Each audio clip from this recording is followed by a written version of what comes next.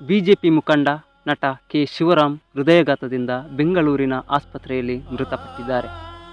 71 ವರ್ಷ ಪ್ರಾಯದ ಕೆ ಶಿವರಾಮ್ ಅವರು ಹೃದಯಘಾತಕ್ಕೆ ತುತ್ತಾಗಿದ್ದರು. ಬೆಂಗಳೂರಿನ ಆಸ್ಪತ್ರೆಯ ತೀವ್ರ ನಿಗಾ ಘಟಕದಲ್ಲಿ ಅವರಿಗೆ ಚಿಕಿತ್ಸೆಯನ್ನು ನೀಡಲಾಗುತ್ತಿತ್ತು. ಆದರೆ ಚಿಕಿತ್ಸೆ ಫಲಿಸದೆ ಗುರುವಾರ ವಿಧಿವಶರಾಗಿದ್ದಾರೆ.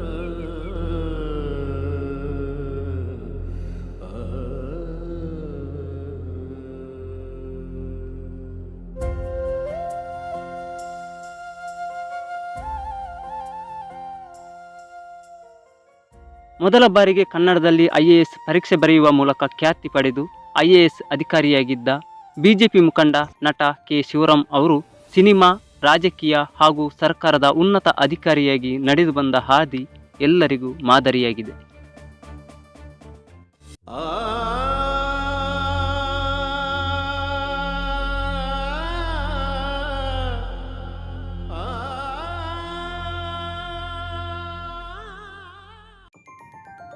ಕೆ ಶಿವರಾಮ್ ಹುಟ್ಟಿದ್ದು 1953 ಏಪ್ರಿಲ್ 6ರಂದು. ಮೂಲತಃ ರಾಮನಗರ ಜಿಲ್ಲೆ ಊರುಗಹಳ್ಳಿಯಲ್ಲಿ. ಶಿವರಾಮ್ ಅವರ ಮೂಲ ಹೆಸರು ಶಿವರಾಮ್ ಕೆಂಪಯ್ಯ, ಪತ್ನಿ ವಾಣಿ ಶಿವರಾಮ್.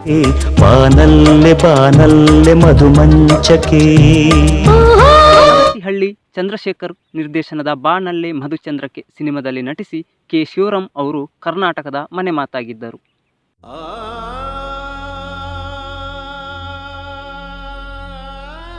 1985ರಲ್ಲಿ KAS ಅಧಿಕಾರಿಯಾಗಿ ಆಯ್ಕೆಯಾಗಿದ್ದರು. ಬಳಿಕ ಕನ್ನಡದಲ್ಲಿಯೇ IAS ಪರೀಕ್ಷೆ ಬರೆದು IAS ಅಧಿಕಾರಿಯಾಗಿಯೂ ಕರ್ತವ್ಯ ನಿರ್ವಹಿಸಿದ್ದರು.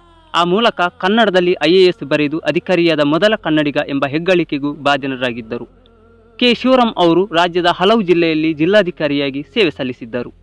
2013ರಲ್ಲಿ IAS ಹುದ್ದೆಗೆ ರಾಜೀನಾಮೆ ನೀಡಿ ಸ್ವಯಂ ನಿವೃತ್ತಿ ಪಡೆದು ಅವರು ಕಾಂಗ್ರೆಸ್ ಸೇರಿದ್ದರು. ರಾಜಕೀಯ ಆರಂಭಿಸಿದ್ದರು.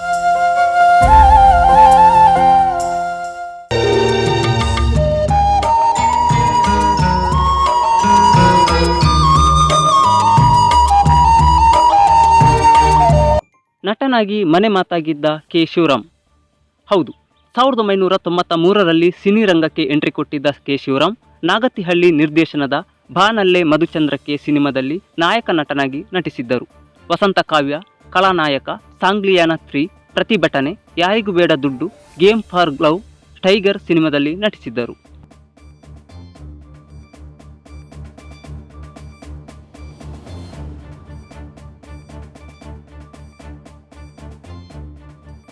ರಾಜಕೀಯಕ್ಕೆ ಹೆಜ್ಜೆ ಇಟ್ಟ ನಟ ಕೆ ಶಿವರಾಮ್ 2014ರ ಲೋಕಸಭಾ ಚುನಾವಣೆಯಲ್ಲಿ ವಿಜಯಪುರ ಕ್ಷೇತ್ರದಲ್ಲಿ ಸ್ಪರ್ಧಿಸಿ ಸೋಲುಂಡಿದ್ದರು.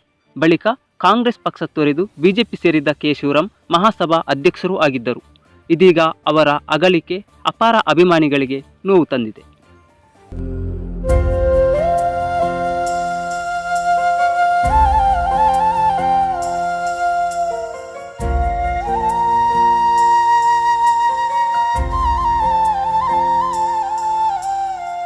ಮರಳಿ ಬಾರದೂರಿಗೆ ನಿನ್ನ ಪಯಣ, ಮರಳಿ ಬಾರದೂರಿಗೆ ನಿನ್ನ ಪಯಣ.